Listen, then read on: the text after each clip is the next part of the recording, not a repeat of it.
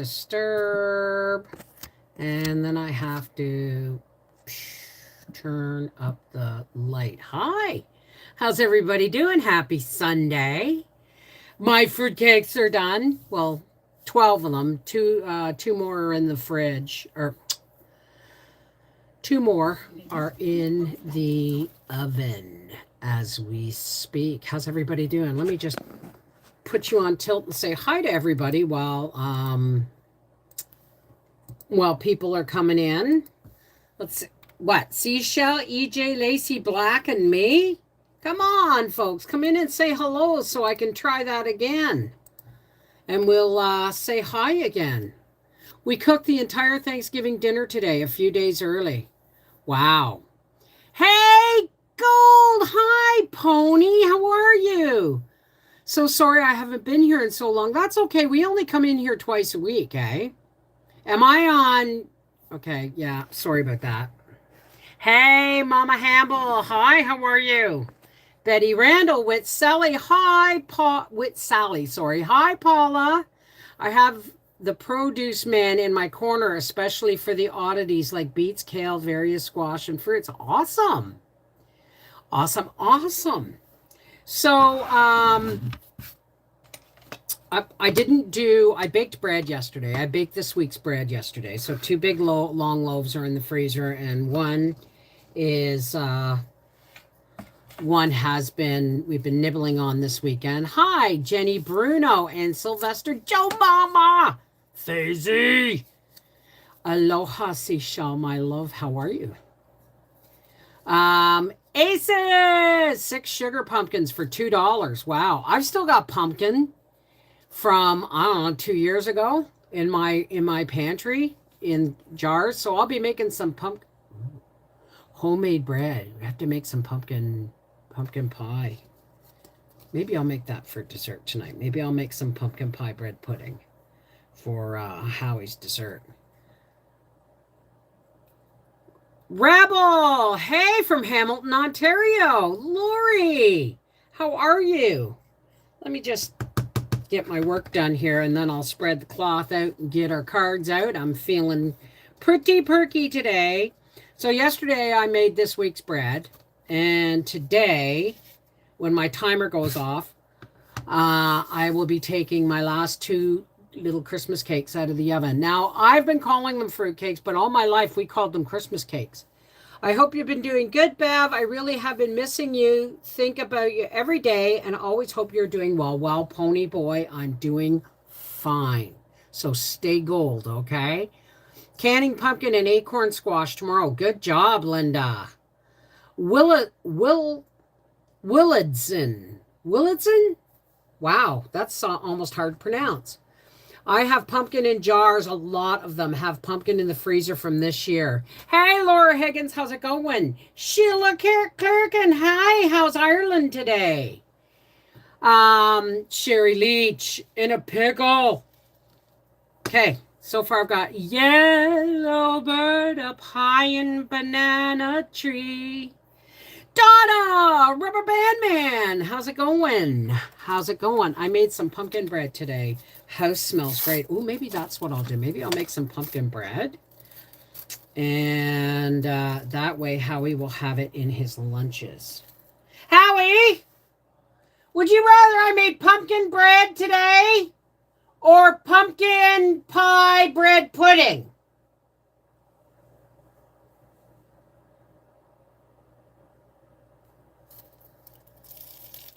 Real. What?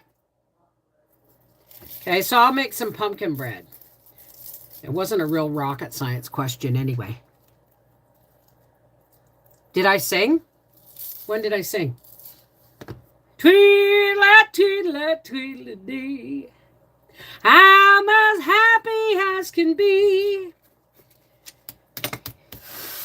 Jiminy, Jiminy, Jiminy Jack, you make my heart go clickety-clack. Tweedle, tweedle, tweedle dee. Tweedly-do, tweedly-do. Give a kiss to me before you go. Oh, yeah, I've had this one for a while. Ireland is doing good, getting cold. Got blessed with a huge bag of. Oh, you got neeps. Have to put them up double quick. Oh yeah. Did they get a nice frost?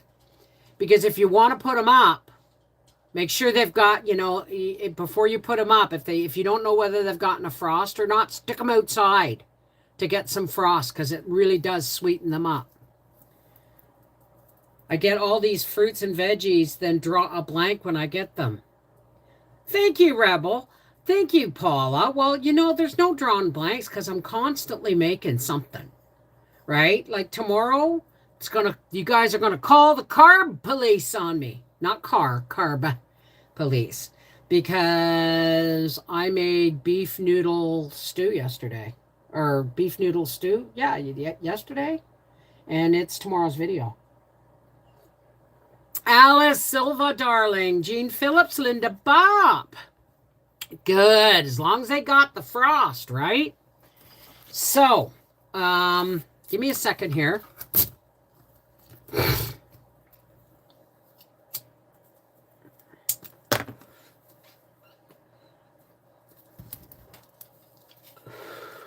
Can't have the boob tube crew, Which shortbread? Oh, okay. Jenny. Hi, Janet and Jenny. So here's what's happening. I have some ornament ideas that I got off of YouTube. I have some ornament ideas. I also have got the fruitcakes made, and they're about this big. They're about that big. They're about that thick. Remember the little mini pie pans I got for the aluminum foil ones? That's what I made them in. Excuse me. And tomorrow I'm making shortbread and snowballs. Now, yes, it's a video. Fruitcakes are a video. The snowballs are a video. The shortbread's a video, but it's all going to be in one video because I'm making Christmas goodie boxes. Goodie boxes. Hey, Meg, how are you? And Dargan, Dargan or Dargan? And by Thursday, it will be in the 50s. Gonna look for cranberries on sale to make and can up a batch. I'll do it in half pint since I'm the only one who'll eat it. Yeah, we're not big cranberry sauce people. The only thing we like cranberries in is in scones. And yes, I'll be making scones this year. Thank you, Seashell. Thank you. All right, what do we want for cards today? Let's do the Soul's Journey. And always, I love these energy oracle cards. I seem to get a lot. I seem to work with these. Bev, will you freeze them until it's closer to Christmas? Will I freeze what? Thank you, Two Pawns. Will I freeze what, Sherry? Hi, Crystal. How are you, darling? No, you're not. I'm not feeling you today. Will I freeze what? What I'm going to do is once I still have, yes, I do. I have all kinds of these cellophane holiday style gift bags. Pretty sure I actually have more in here than that.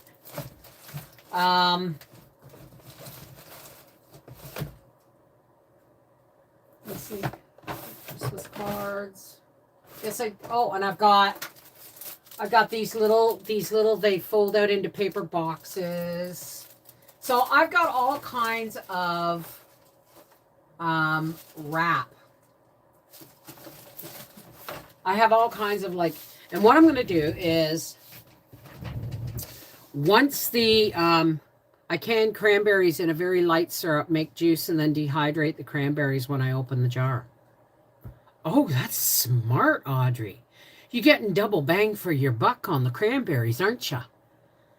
Being good, just celebrating my son's 19th birthday today with some barbecue. It's 60 here in South Texas. Oh, finally cooling down, is it? Deborah C. Hi, darling.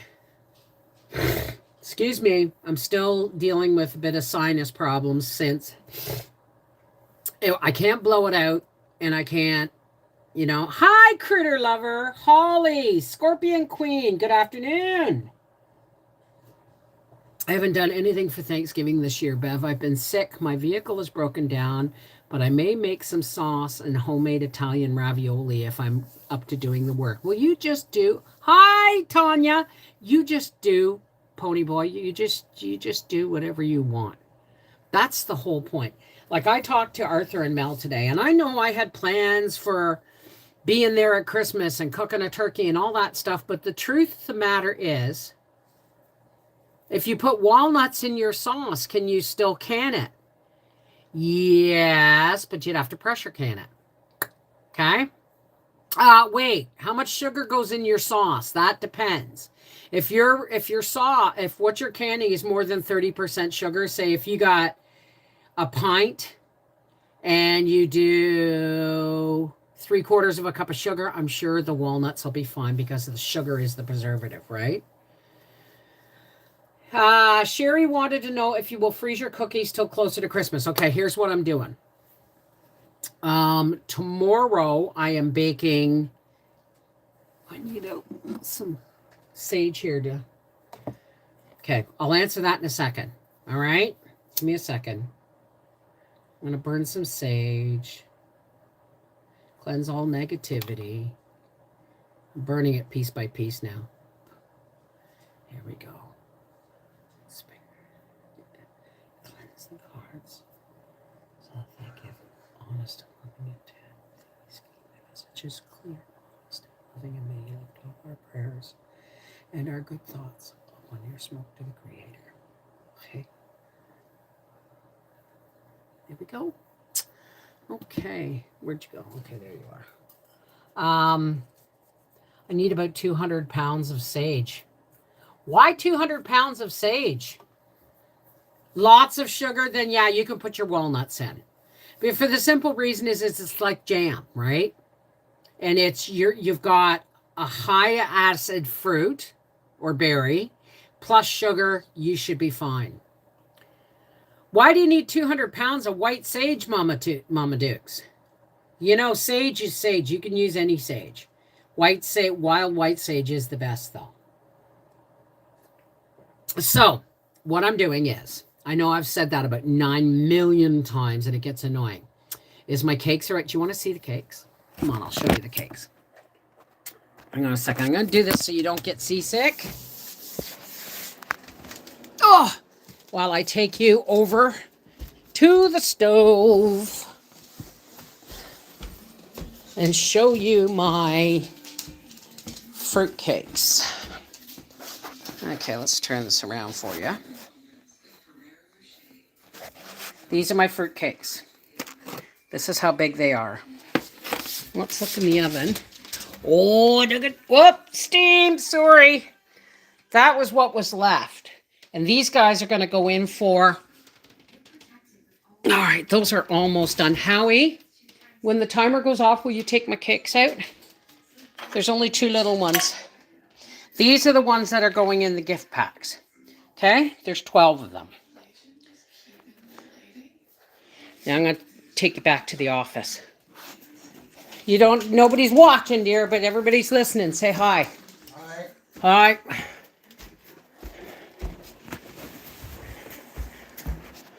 Hi. Don't like making you seasick. Well, my fruitcakes, thank you, Linda. My fruitcakes are not, okay. I have a hard time saying they're not traditional because they're more traditional than what you would think. I'm listening while I mop. Okay, sweetheart. What I'm doing now, okay, so once they are all cool, they are going to go into bags. Those pretty bags. Gracie, you're just going to have to wait because I'm already distracted enough. Tomorrow I'm making brick shortbread, whipped shortbread, and snowballs. And they'll go in like little muffin things or whatever, right? Thank you in a pickle. And no, they're not my honey. I only have 1 pint of our honey left, and I really don't want to touch it yet because it's 10 years old. It's almost solid.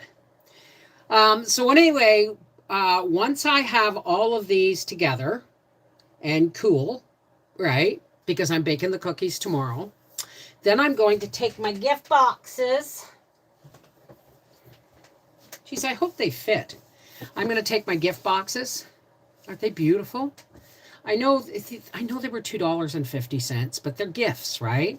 And I'm going to line these with tissue paper, and inside I'm going to put a fruitcake and a packet of shortbread, and a packet of snowballs, couple little jars of my homemade mini jams, and some tea bags. And then I'm going to sign these cards. Oh, I'll have to find my white pen. That came with my things. I'm going to sign these. Love, Bev, and Howie, and Gracie. And they're wherever we go. How many of these do I have? I have 1, 2. Some are bigger than others. 2. I got about 6 of them here. So I'm going to probably go to Dollarama in Cantley where they don't have self-checkout. And I'm gonna put, tea, jam, cookies, and fruitcake in the boxes. And then I'm going to, because I gotta cool everything first, then wrap them, then freeze them. And then I will make the boxes up. But I will make 1 box up on video for y'all. And then when we go to Peterborough, and comes my address. And then when we go to Peterborough for either the baby being born or Christmas or whatever, we're going to go down for at least 2 days. And we'll stop at my brother Bob's and my brother Bill's, and we'll stop. But we'll see Arthur and Mel first. Because if there's flus going around, I don't want to be taking them into the house, especially if the baby's born. But those are just like, Merry Christmas, I came for tea, here's a box of goodies, love you, bye, mwah. You know what I mean? So, but everybody who opens one will know. I've done them before, but I mailed them out to family. This time I'm not mailing them out. I couldn't afford to mail these out. The year I did it, I was working at the bakery, and that was the time that Briar opened them all in the night and ate all the snowballs and then taped them back up. Does anybody not know that story? They are the best, Rhonda. Hi, how are you? Martina, hey. So the 1 year I did it was 2006, 2007, Christmas 2006 or 7. And because we weren't going to see a lot of family that year, I made them in tins or boxes. And then I taped them all shut with packing tape and put them in the freezer. Now, Briar at the time was on a drug called Concerta because they wanted him fully medicated to be in school. They started him on Ritalin and moved him to Concerta, and it wasn't doing anything but causing more issues. The Ritalin just drugged him. Little pies you made? Oh, sweetheart. Little pumpkin pies. Little pumpkin pies. Yes, I do. Look up, I don't know. Look up Thanksgiving for dinner for 2. Pantry pull Thanksgiving dinner. Look that up. You'll see a pie, I'm pretty sure. So, well, it's not sneaky. It was when he was on the Ritalin, he gained a lot of weight. Or he didn't gain a lot of weight. When he was on the Ritalin, he was just a zombie. He wasn't getting any schoolwork done. All that they were doing was medicating him so that they could deal with him in classroom. Classrooms at this point were getting up to over 30 kids a class, right? And then he went to junior high, and he was on Concerta. And when he went into high school, which was grade 9, they had him on Concerta, but he was losing weight. because I would feed him, give him breakfast, give him lunch. He wouldn't eat all day. And then about 9 o'clock at night, he'd be starving. It was like he would wake up. And I said to the doctor, I said, this is creating an eating disorder. He doesn't eat all day. He's down to skin and bones. And then he's going and raiding the fridge at night. And he goes, oh, well, if he gets an eating disorder, we can deal with that later. It's like, no, we can't. So, Vyvanse, just switch over that at a difference. They looked pretty nice. Well, thank you. So what ended up happening was when we moved up here, and bought this house, he was in grade 9. And the problem is now we were farther away from school. He had to be out the door at 5:45 in the morning, or was it 6:15? He had to be out the door at 6:15 to get the bus that would take him to Wakefield. And then he had to wait at the bus for, we had friends that before they knew us, voted Briar most likely to become a serial killer because of the drugs they had him on. He would just sit in the parking lot waiting for the second bus and break stones together because he was just zoned right out. Hi, me and Heather. Hi, darling. How are you? And Carol and Benjamin and LG. So, when we moved up here, I wanted him to go to the local high school, which was a lot closer and a lot smaller. But being Briar, he did not like change. He fought against change. Now, I did everything. I color-coded all his subjects. I color-coded all his timetables. And I glued them inside his color-coded binders for school. And then he had a shelf with color-coded and a color-coded class schedule on his locker door. And then in every, say his subject was English, it was red. So we'd put a red binder with all his English stuff in it. And inside the binder, I put a class schedule and highlighted all his English classes in red. And then he had a shelf below that for homework. So whenever he finished with a class, all he had to do was put his class book on the homework. If it had homework, he put it on the homework shelf. If he didn't have homework that day, or that week, he put it on the regular shelf. Okay, color-coded. Made it easy for him. That kid went to school and threw everything in his backpack. And every day he just threw his backpack in the bottom. He just didn't know how to deal, right? So, hi, Ninja. Michelle Maria. Hi, Natalie. So, when I went to actually apply at the local school to be a lunchtime monitor, and this tattoo, because the statue has bare breasts, it is a statue, lost me the job. However, I had a really nice talk with the principal. It turned out that the job was not the reason I was there. The job was, hi, Kim, to talk to the principal about my son going to the school. Howie, can you take them out of the oven and turn it off? Thank you, darling. Just put them gently on the island.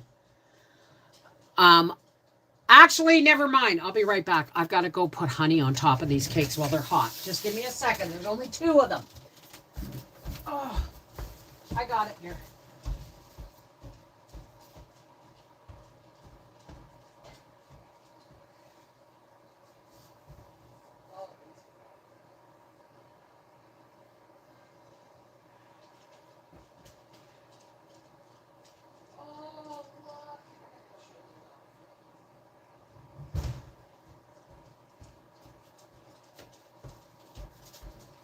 These are my 2 personal Christmas cakes. See? I got to go put honey on top while they're hot so that it coats them and stuff.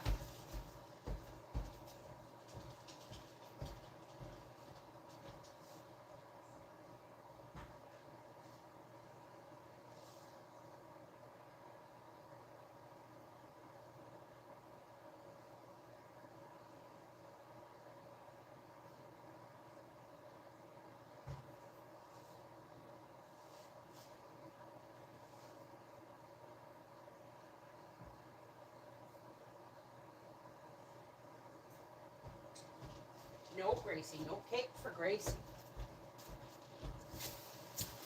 Sorry about that. Timing is everything when it comes to baking, isn't it? So, I had a nice long talk with the principal. Found out that there was only 77 students in the entire high school, and it's just up the road. And I said, I want to get my son to go here, but he doesn't like change. He really fights against it because the devil you know is better than the devil you don't, right?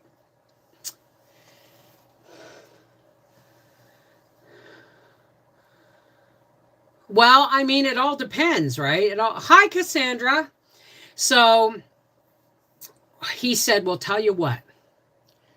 And he cooked this up with me, the principal at the time. He said, we're doing an open house where people with the, new people or people who want to put their kids in this school will come, and we do there's a movie of all of the activities. They played hockey, they did snowshoeing. Every spring they'd take the canoes out and they'd go up the Gatineau River along their area and clean up the shoreline of litter and all of this stuff. And that was part of the curriculum. And there was soccer, and stuff like that. I lost a lot of my ambition over the last few years, Bev. It makes me feel happy to see you still full of ambition and focus on keep on homesteading. I think I lost my ambition. I mean, you didn't, sweetheart. And I don't have ambition. Ambition is a good thing to have if it's regulated with common sense, right? I don't really have ambitions. I have ideas.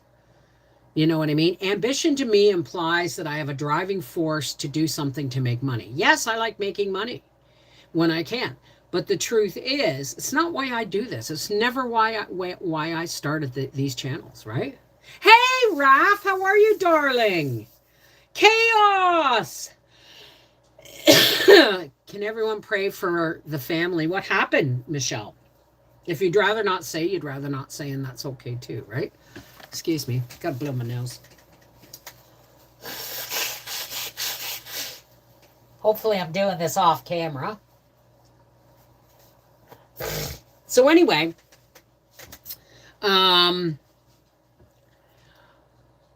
things have been so different since Amanda died. Amanda, your partner? Working on potatoes for dehydration. Good. Hi, Andrew and Sassy. Cassandra Lynn, we will definitely be saying, you don't have to say, Michelle, we'll just definitely. Oh my God. Oh my God, Michelle. Father shot his 2 boys and then killed himself. Unfortunately, honey, let's address that in a minute, okay? Let's just all take a minute to take a deep breath and take that in. That's horrifying. That's horrifying. Oh, the flu. Yes, of course we will add the family and everybody who just heard this news, because don't think it doesn't affect us too, to hear that kind of news, that these things go on in the world so close to us in our neighborhoods and stuff, right? So, talk to the principal. Let's get back to that, and then we'll talk about, let's all take a breath and we'll talk about Michelle's news, okay? Okay. So, the principal told me about the open house later on that week, and how the parents would bring their kids to the school so that they could see how the school operated. They could see, how many teachers there were, how many students there were, and all of those things. And I thought, okay. He said, just tell them that you're coming because you want to see how the school operates, because you're thinking of being a lunch monitor or a janitor or something. Okay. He said, we know, I said, yeah, I didn't get the job. I got it. No worries. Right. And he started laughing. He said, you're really open. And I went, I have no other setting anymore. Because we were talking about this. We were talking about lies and deception yesterday. And we're saying that, if you're, remember back when I said that we can only judge ourselves, we can't judge anybody else because we're not in their moccasins, or we're not walking in their shoes. We have no right to judge anybody except ourselves. Judge not lest ye be judged, right?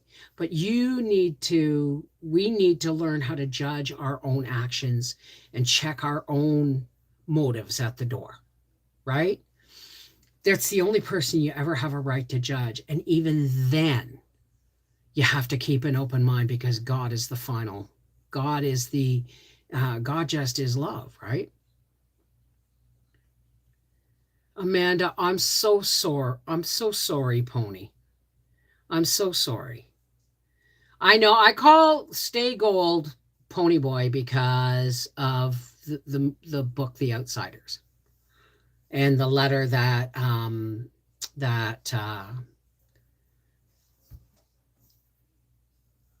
what was his name? There's Pony Boy, but who was his friend? Isn't that funny? I call you, he wrote this letter before he died to Pony Boy about staying gold. Anyway, so I said to Briar, I said, Daddy and I are going over to the school the public school, because I may be working there and I want to see how it operates. They're doing an open house. And he goes, well, I'll stay home. I said, no, you won't stay home. The last time I told you to do the dishes and stay home and do the dishes, I came back to water. You got distracted and water was running through my floors into the basement because you let the dishwater run. Okay? So no, you're coming with us, right? We can judge their action as being right or wrong, only as it applies to us. You can't judge somebody's actions as being right or wrong because you don't know where they were when they were making those decisions. You don't know the hell that they may have been going through. They may be possessed by demons and it's not their fault at all. You have no clue. So we can't judge. It would be right or wrong if that's an action we did. All right? You can only judge that action as right or wrong as how it applies to how you if you had done it. Do you understand? Yeah, The Outsiders, but I don't remember his friend's name. Howie, ask your phone. Who was Pony Boy's best friend? Sweetheart, you're working? Finally? Johnny? Really? So Johnny was his best friend. Thank you. So he was played by, in the movie, he was played by the Karate Kid. Who was the Karate Kid?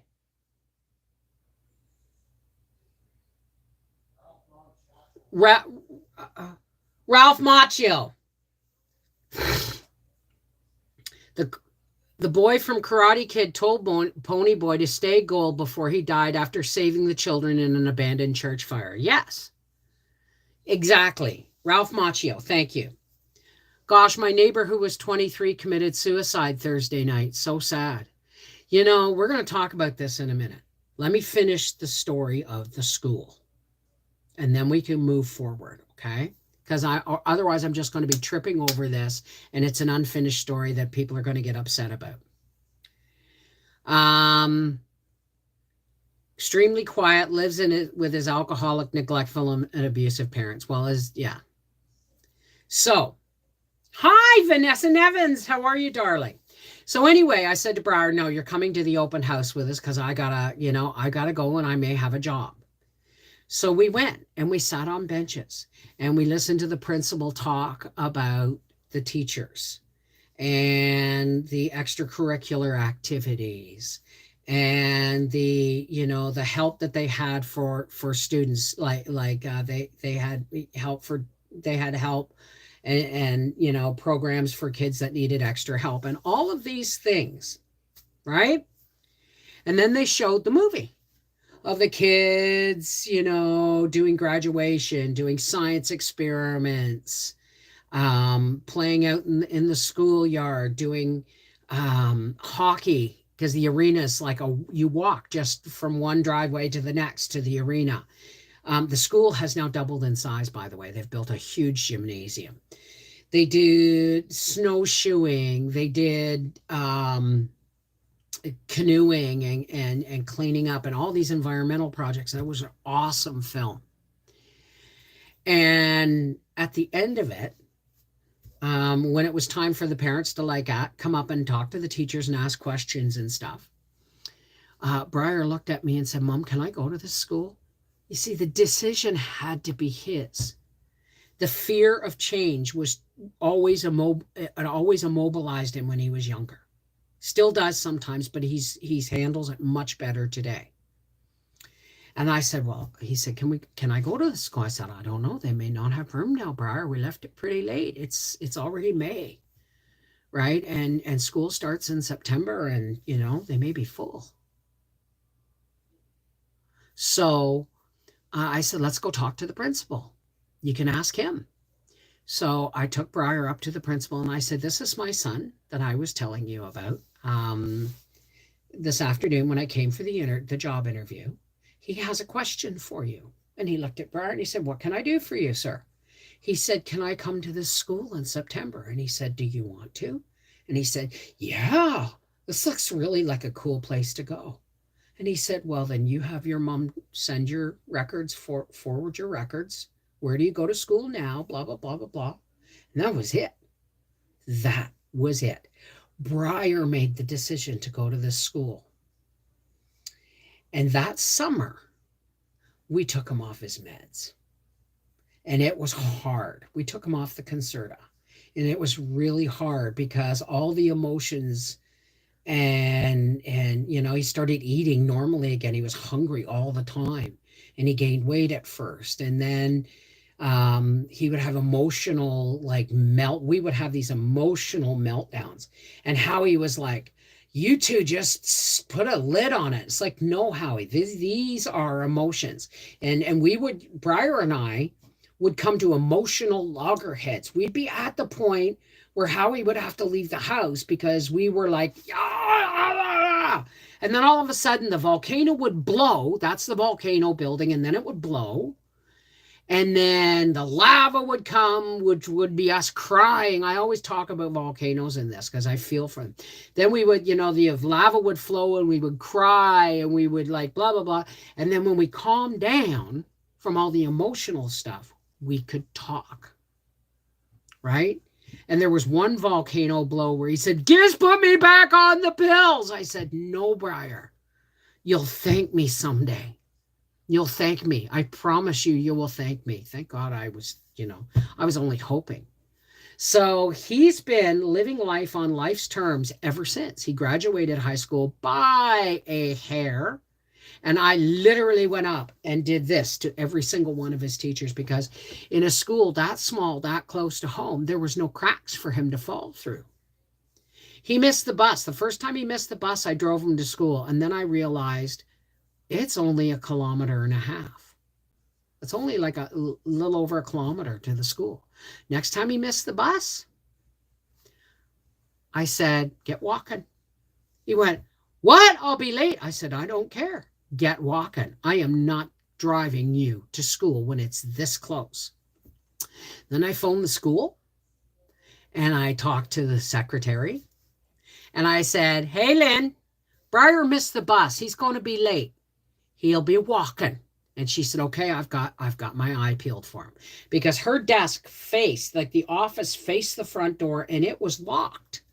Once the kids were in school, the doors were locked. So, but she watched and all you had to do was press the buzzer to be buzzed in. Right. So he would throw his lunch in the ditch and then he'd be hungry.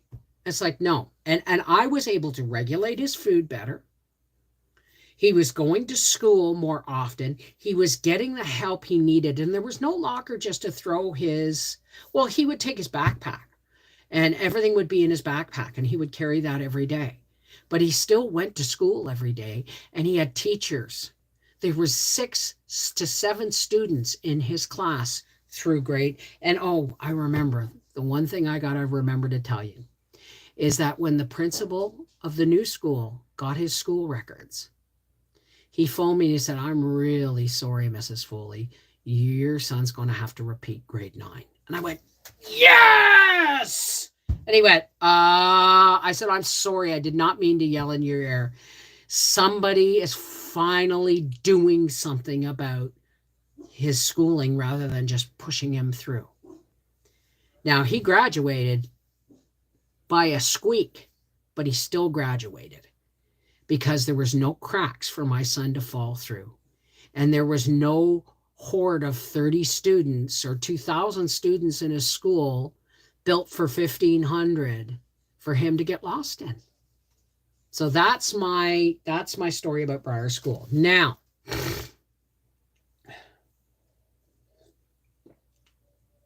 it hurts. It hurts. But unfortunately, I went on antidepressants.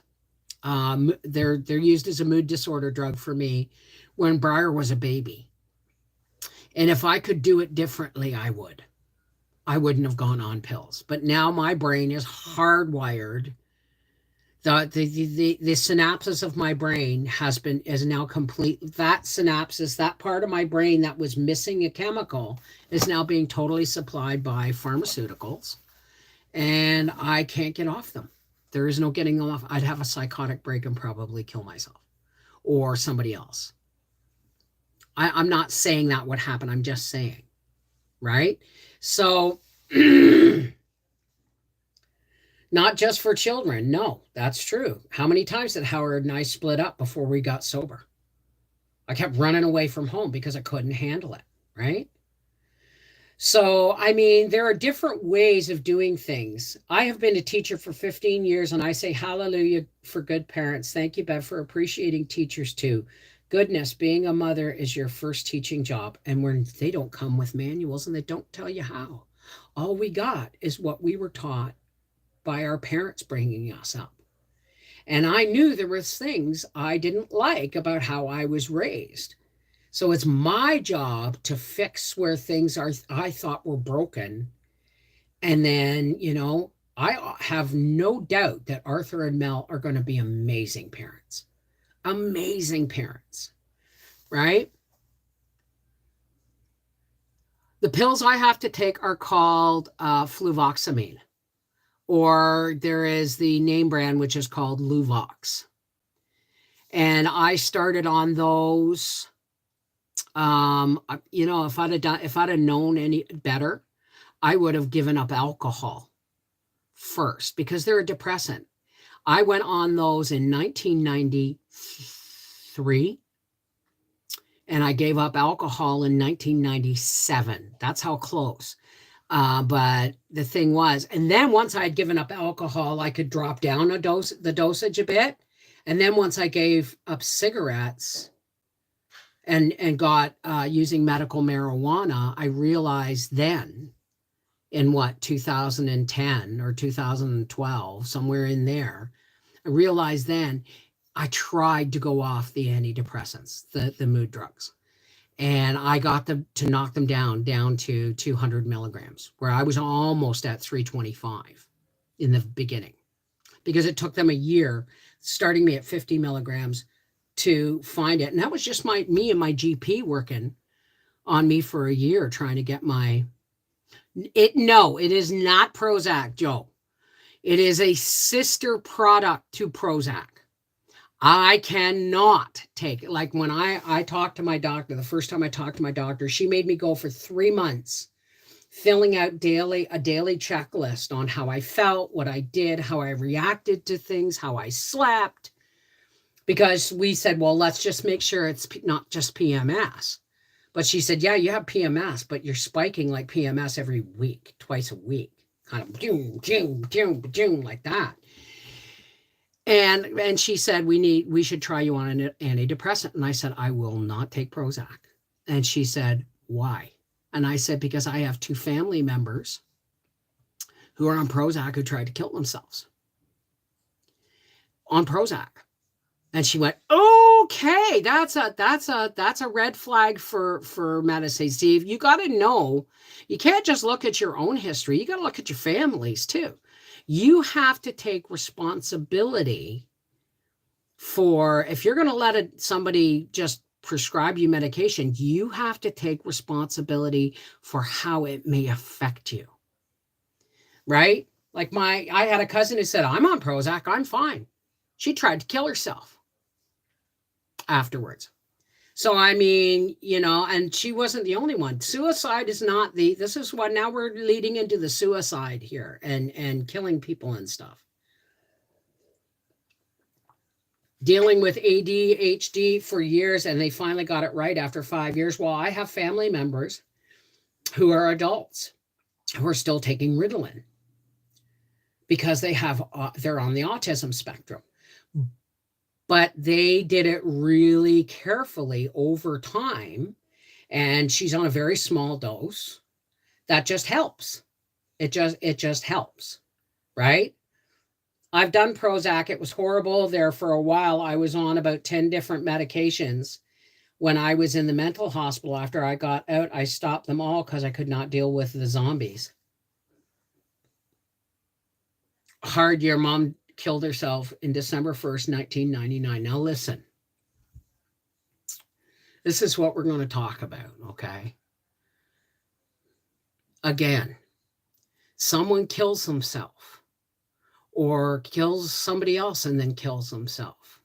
They're not necessarily responsible for their actions, okay? I don't know how I'd feel if I suddenly went cuckoo for Cocoa Puffs. And that's really not appropriate. Excuse me. I apologize for that. Let me tell you a story. Okay. When we were drinking, back in our drinking days, Howie and I are sober alcoholics. We've been sober for 25 years from alcohol. Okay. We lived in a place where there was big S-bands, kind of like this road now, except at the S-band, one S-band, there was a swamp. There was a swamp, there was trees and brush, and you would probably, but in a 10-foot or 12-foot grade down, there was a swamp down at the bottom. And I had a great big old 1987 Buick LeSabre estate wagon. Love that car. Named it Ginger because it had ginger, especially on the highway. And I did not know that I was suicidal. See, people seem to think that you may be suicidal and you're suicidal, like you're planning on doing it. No, you're not. A lot of times people will plan it. People who are planning it, that's premeditated. That's the cry for help. There'll be signs. I had no idea I was suicidal. Yes, I was suicidal. And I didn't know I was suicidal until I was a year sober. Because you see, the antidepressant drugs I was on were being interfered with alcohol, because alcohol's a depressant. So the antidepressants weren't fucking working. Sorry for the F-bomb. So after about a year sober, I started having nightmares about driving the car into the swamp with my kids in the back seat. I was having nightmares. I couldn't figure out why I would wake up soaked in sweat asking Howie if I was sober. You see, I didn't understand that somewhere in my subconscious, I was giving up. I was giving up. And when you give up, you see, there's hope and then there's hopelessness. And hopelessness is when you've lost all hope. So I had been, every time I drove by that curved swamp, that hill, that bend, I didn't know that the thought had crossed my mind that I could just hit the gas. You don't think about it. You don't think about who's in the car with you. You don't think about nothing. You understand? And that's the true suicidal thoughts, is when you don't get it. You don't understand you're there. You don't understand that you're drowning in it. So that terrified me. That terrified me. So whenever someone says, oh, someone, killed their kids and then shot themselves, or somebody killed themselves, it's not always a planned thing. Something sometimes just takes a hold of you, and it's not like it even seems like a good idea at the time. You just don't even think. You just do.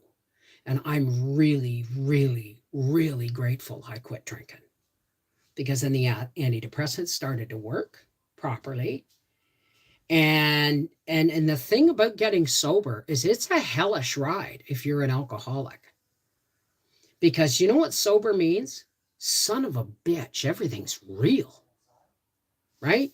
You live the stuff that you had been numbing yourself against, including suicidal thoughts for so long, suddenly go, you awake yet?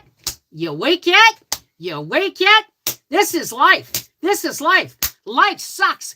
Get over it, Cupcake. Suck it up, Cupcake. And you had to deal with that every single day from normal people who didn't understand that you're mentally, emotionally, spiritually, physically sick. Right? Hey, Vicky Lemire, Corey. So I'm not saying I know all about it, but what I am saying is do not judge. I have family that have killed themselves, and they don't think. They didn't do it to hurt anybody. They didn't do it to cause people pain. They did it to stop the pain. Do you understand? It's nobody's fault. So do not judge when somebody does something that is so horrific you don't understand it, because you really don't understand it. All we can do is pray for these people and give them to God, right? Because this is the tail end of the medical experiment, folks. And I've been telling you for years, the last 3-4 years, that the veil has been lifting, and we are seeing people for who they truly are. And it's not necessarily mean or ugly or evil. It's people are broken. We've allowed ourselves to become broken because we trusted too many of the wrong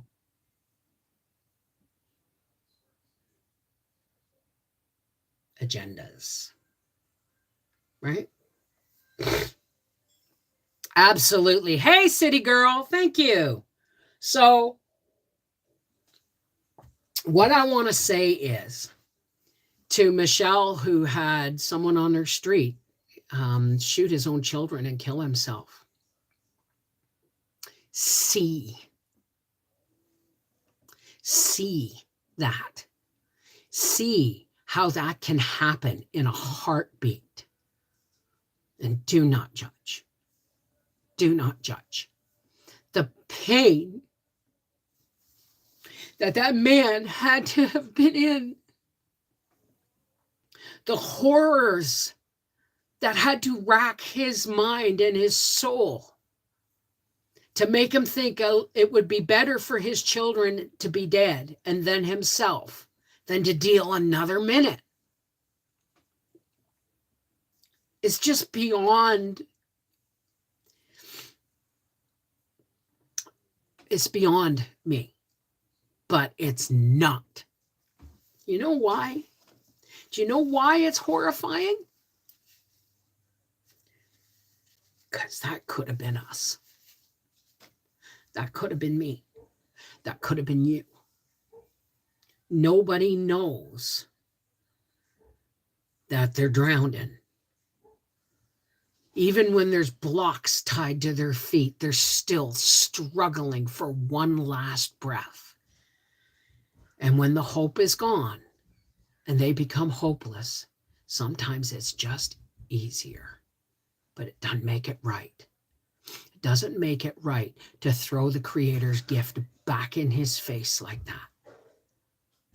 But we don't judge because we cannot be. And God, I hope I'm never inside of that person's mind. That's just, yeah. So that's what I'm saying. So the best we can do for these people is be there. Be there for the family.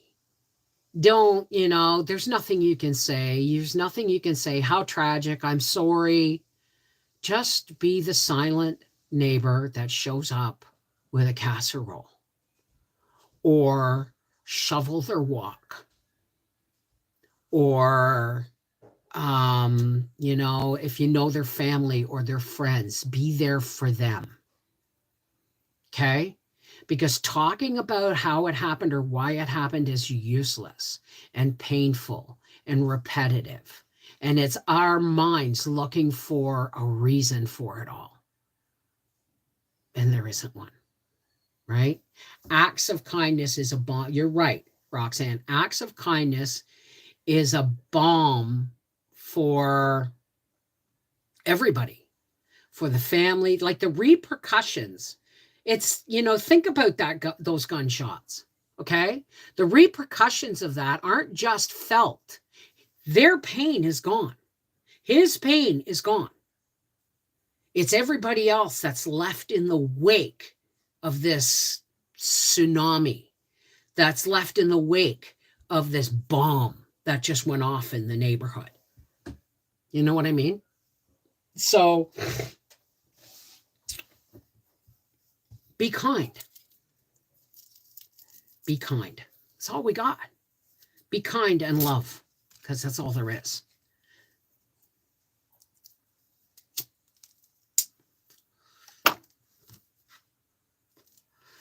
That's one of the things I had to really impress upon my children when I was sober, and as they started to grow up in a sober home, because their home was insane, right? Is that there is no problem so immense that there's a brick wall slammed in front of you and that there's no way around. There's always a solution for every problem. You might just have to ask somebody else to help you figure it out. And that's another thing. If ever you're feeling like I got you guys, I'm really, really lucky because I can come on here and be really, really emotional, really upset, really happy, really whatever. And I work through it while I'm sitting here with you. Right?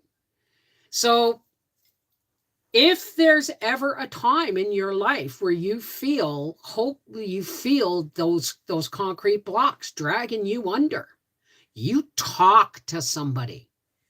As a matter of fact, call a suicide hotline. Do you know why? Because talking to a total stranger is easier. I failed a friend once who came to me and said, and I hadn't seen them, they had been away, and they said, I think I'm schiz. This thing's going on, I think I'm schiz. And I said, and I made a mistake.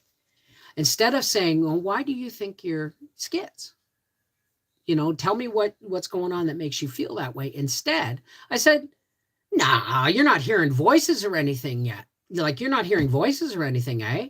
And then their face went, No. And I should have known then. I should have known then. She had to be kidnapped by her own family, and put in a hospital because was living with somebody that was constantly using marijuana, and she's one of those rare people that if you use marijuana, it can trigger latent schizophrenia if it's in your family, right? Hey, Sam Dex. Kitty Cat. Hey, Bev, I absolutely love your channel, my Canadian sister. What method is the best way to preserve spaghetti squash? I bought it on sale at No Frills for 99 cents a pound. It'll keep it in your pantry. You don't have to actually can it or dehydrate it or freeze it or anything like that. You can freeze it. You can bake it al dente and then let it drain and then freeze it or dehydrate it once it's been baked. But don't overbake it. And I still have a very small spaghetti squash that I'm going to cut up and put in a soup soon, because we just ate our spaghetti squash. So they even though they're a summer squash, they won't last as long as, say, a pumpkin. But if you keep them in a cool, dark place, they'll last months. So it's totally up to you how you want to do it, right? Jackie, some people are afraid and embarrassed to ask for help. And that's why I felt like I failed my friend. Because I immediately said, "You're not hearing voices, are you?" And that's an invitation for her to say no. But she was hearing all sorts, seeing and hearing all kinds of stuff. And I'm just really glad but I hadn't, there's no excuse. I handled it wrong. But she's fine now. She's fine now. And it's, she even went off the meds because she just knows never to go around marijuana again. I know a guy who has schizophrenia from smoking weed. Well, it's rare, but it can happen. And I had to be really, really careful because schizophrenia runs in my family. I had an aunt who was paranoid schizophrenic and manic depressive, and I was named after her, not Beverly, but anyway. And she, one day she was normal, and one day she was an avenging angel, and one day she wouldn't eat, and one day she just, I remember seeing hopelessness in her eyes not long before she died.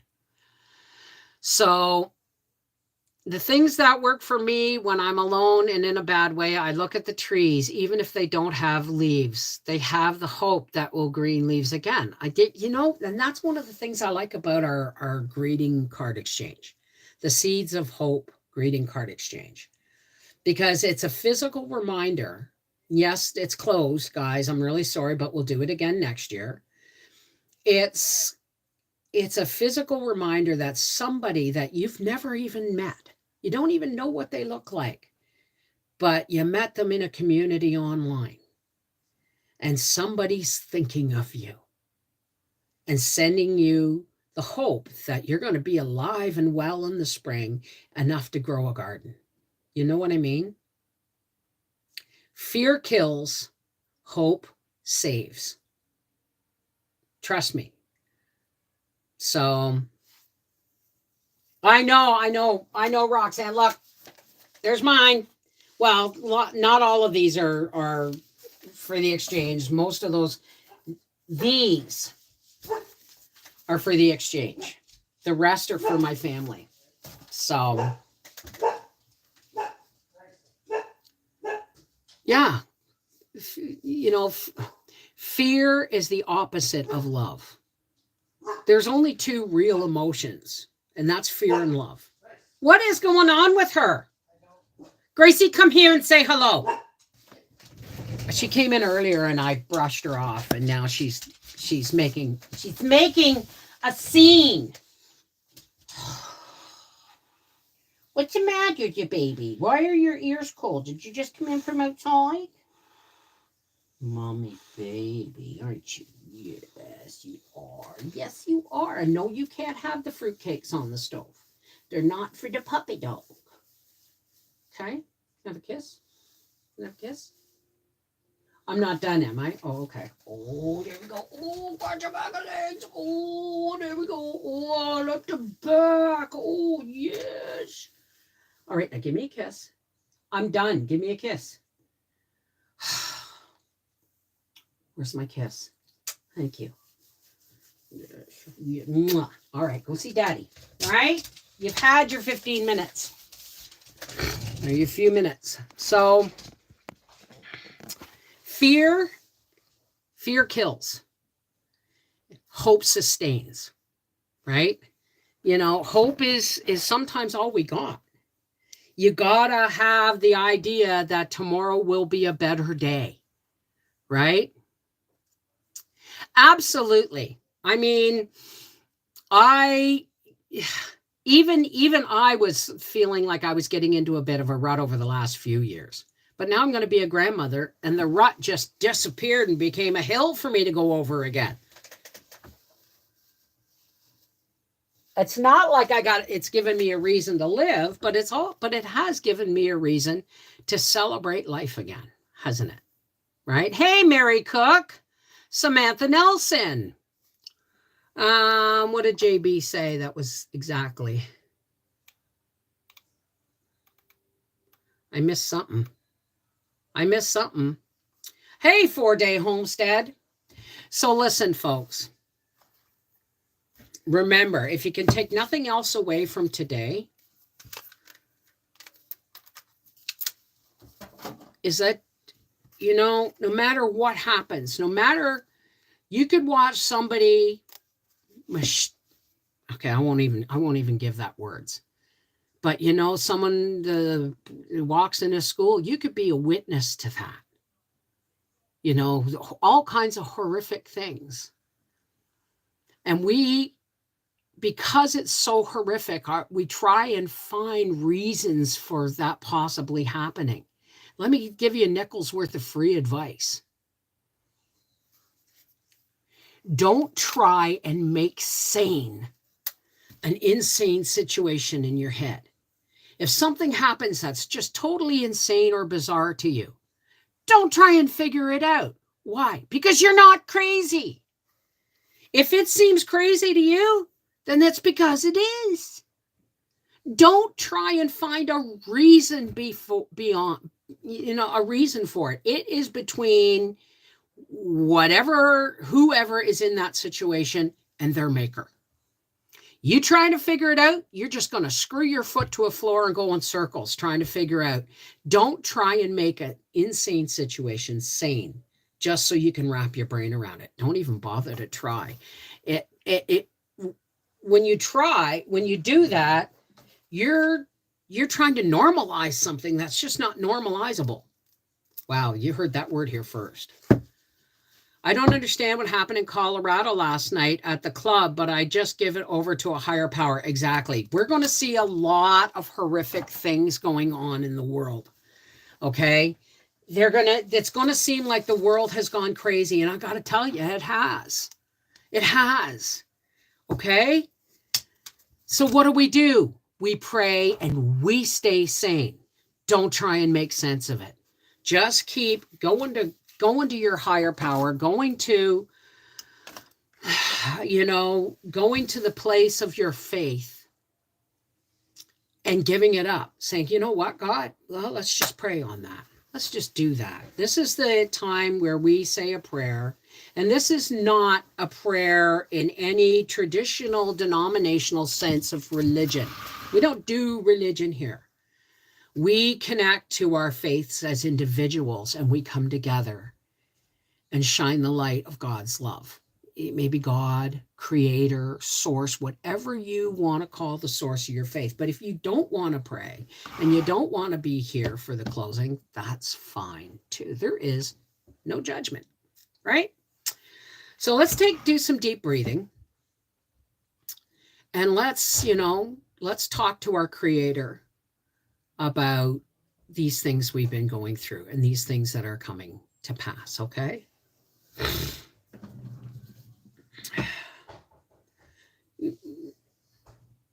I hear you, Margaret. And the thing is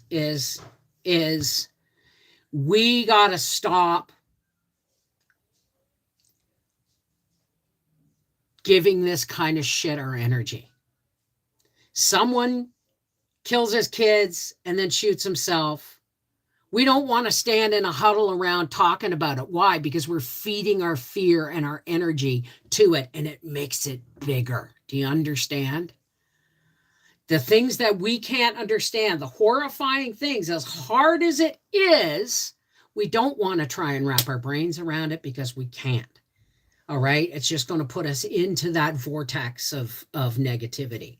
So we hand this over to God because that's the only entity out there able to deal with it. When you do that, you lose yourself. Exactly. All right. So now I've given everybody time to leave that doesn't want to stay. And there is no judgment. The only normal thing to focus on is after a gone crazy world is focusing on Mother Earth. I connect with nature first. It's the most purest form of life. Exactly. Oh, we watched a movie last night. That was called, was it called Monsters, dear? It was called Monsters. And it's all about a probe that fall back to Earth and it was infected and creatures started taking over this section. And, America was building a wall to keep these horrible aliens out. And the ending, I'm not going to tell you the ending, but the ending was beautiful. And I want to say that there's another thing that's been niggling at me that I want to share.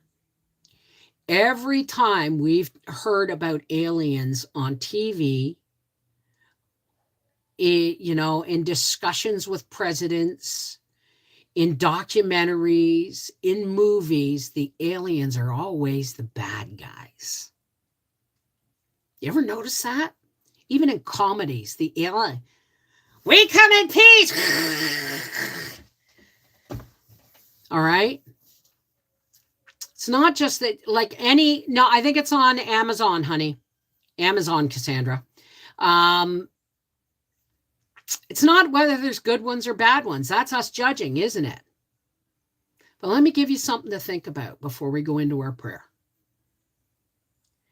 We are an amoeba.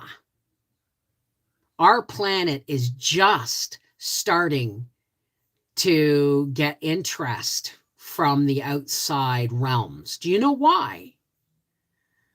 Because we are so far behind. Anything out there that's capable of watching us is capable of coming here. And if they wanted us gone, we wouldn't be having this conversation. But you got to look at how they see us. We are brutal, ignorant, vicious. We are a species that is barbaric. We kill each other. We fight over imaginary boundaries. We try and steal each other's power and land and all of these things. We've dropped, Hiroshima. Okay? Missile silos. Armed conflict all over the world. Why aren't the aliens coming forward and making themselves known to us? Because we've been programmed to fear them. And from a distance, we look like Tasmanian barbarian devils. We're archaic. We're practically cavemen clubbing each other over the head for a cave. Do you understand? They would have killed us a long time ago if they thought we were a threat. Now, I'm going to quote Ronald Reagan and Bill Clinton when they said, I wonder what it would take to truly bring the world together. Would it take a threat from outside our planet to bring us all together in a united front in defense? Where's the threat? We're being programmed to see aliens as a threat, and they're not. To them, they're not associating with us because, we're like rabid animals to them. We're not there yet. But once we started, exploding atomic bombs, that's when we really became interesting. So would you want to come to this planet? Hell no. Independence Day is a favorite movie. Yes, it is. But honest to God, if an alien life form comes to invade our planet, what are we going to do about it? Dick all, because we can't. We don't have the chutzpah, the brain power, or it's not within our power. So stop paying attention to the movies that think aliens are threats. The threat is here. Right? The threat is here. And we are the threat, not them. Right? So, technology is also a threat. The real, if you want to call Satan, is going to be IA. Artificial intelligence. Because the only true evil, the only real evil, is evil that believes it's good and doing good. Wrap your head around that one. That's right, Linda Bob. We have allowed ourselves to be programmed to think that we are the highest level of intelligence, and we're not. We're practically still pawn scum. You know what I mean? So anyway, now let's take some deep breaths and let's talk to our Creator, okay? Now, don't take my word for it. Use your common sense, okay? A lot of times they'll take one thing like a threat or an alien invasion threat, and they will build on it over decades. And if you ever see an invasion, it's not them. It's our own governments. Trust me, they have been cloning alien tech for a long time, okay? We need to learn humility. You're right, Jackie. Humility says, I know nothing. Humility says, I have no right to judge. Because if that was me, I don't know where I couldn't put myself in that person's shoes. It's too insane to even try and put myself. That's humility. Humility is knowing you don't know everything. Not just knowing you don't know everything, but totally understanding that you know very little. And the more we learn, the more we realize the less we know. Right? We have a prime directive gene. Harm none. Love. Love. That's it. Love. Everything else is based in fear. You give me one commercial on TV, I don't care how nice it is, and I'll tell you exactly how it is stemmed at playing upon your fear. Look up transhumanism. Oh, I don't need to look up transhumanism, honey. That's already here. I wish more people would not think all humans are threats. I disagree. No. I didn't say all humans are threats. You look at us as a higher being. Somebody with 24 strands of DNA instead of just 2.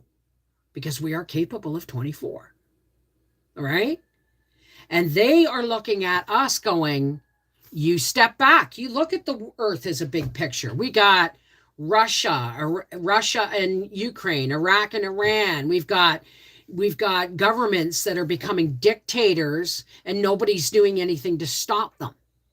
Okay? People are not humans have been led. We've allowed ourselves to be led, and it all started with money. And don't think money is the root of all evil. It isn't. It's greed that is the root, right? So I have issues with depression, but I love humanity and have hope, and that's what saves your life every day. Every day I get up and I thank God that I'm still alive and that I'm walking under my own steam, even if it hurts, because even the pain means I'm alive and feeling, right? Look at what we fear from AI. It's exactly mirror of humans. We are better than this. Rise and be beautiful. That's right. How can you, AI, think about this, I've seen movies where people have phones, and technology embedded in their bodies to make them perform better. Performance enhancing technology. The problem what's the problem with that? Is we're trying to improve on the creator's genius. And we're fumbling around in the dark with flashlights about it. You know what I mean? We can rise and be beautiful. It's called love. Not love never means having to say you're sorry. Bullshit. Love means, oh my God, I was wrong. I'm sorry. Love is, half a pound of ground beef instead of a roast. It's making do with what you have and being grateful for it. It's putting your arms around somebody. You want to watch another good movie? Where the Crawdads Sing. It's a good. We watched that last night too. Finish my entire comment, my beautiful friend. It wasn't towards you or this chat at all, just in general. What I'm saying is that everything that is before us in every moment and every step of every day is a choice. You can be angry or you can be happy. You can be afraid or you can be empowered by the light of your faith. All right? Everything is about choices. So somewhere down the line of my life, I am here because of every single choice I have ever made. And if I could look back and find the one choice that made me obese and change it, I wouldn't. Do you know why? Because that may have changed the entire rest of my life in a different direction. I am grateful for who and what I am and what I have and where I am today. Because I'm alive. And I know that my creator is love. Right? So sometimes we can't choose to be happy. Sometimes these people have been in a pit of despair. And a lot of times those were choices that they made a long time ago that led them to where they are then. And then that's when you have to really be brave and ask for help. Right? But you're like an ant telling it like it is. Well, Jenny, I get that a lot, and I am not telling anybody anything. I'm just sharing my experience, my strength, and my hope for a better tomorrow. Right? Because without hope, all we have is hopelessness. And hopelessness will drag you down. And anybody that you're clutching at to stay afloat with you. Right? Anyway, let's take a deep breath. Breathe in, my pasty little friends. Winter is coming. Breathe in. Hope. Exhale fear.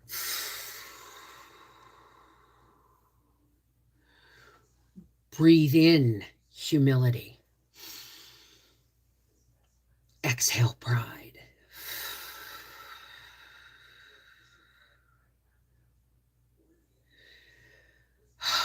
Breathe in light. Exhale darkness.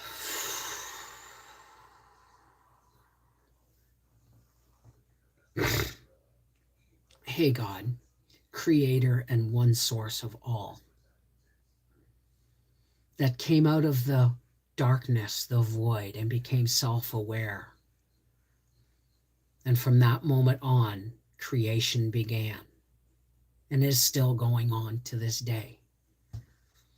God, we ask you to wrap the love and light that only you can heal with. We all can heal with love and light, but God, we know your light and your love is the end all be all of the perfect energy and power. God, we ask that you pour that love and that light down over all of the frightened people,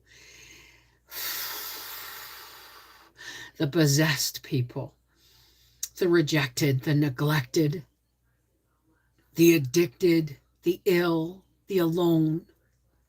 God, we ask that you pour your love like warm honey over hot fruit cake. And that even in the depths of their despair, they get a moment or longer of clarity and peace.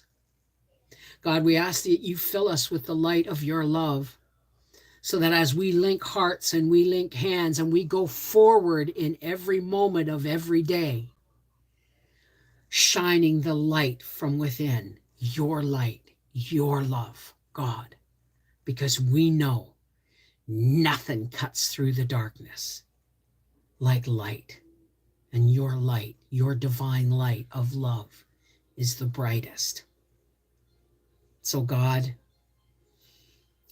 back us up as we go forward, casting your light into the darkness so that people can find their way home to you.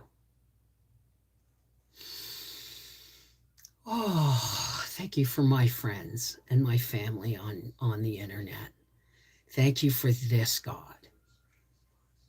Because if nothing else, I feel more hope today than I did before I started the live. And that's powerful stuff. So thank you for that, God. Thank you for them. Maybe we all go forward in the light of your love.